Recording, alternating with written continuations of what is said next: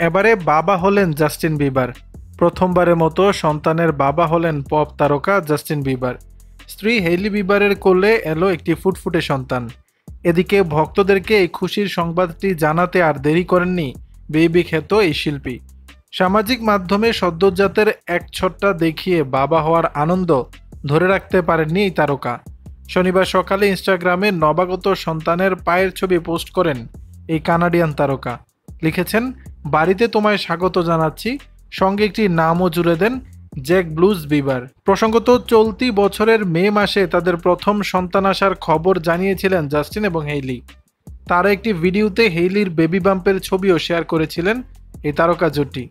সঙ্গে ছিল তাদের বিয়ের সময় নেওয়া শপথের কিছু টুকরো ছবি।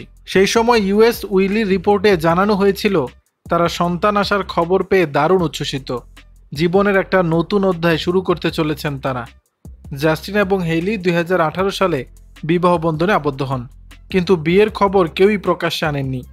এরপর বিয়ের 4 বছর পূর্তিতে তাদের বিবাহের কথা স্বীকার করেন তারকা জুটি।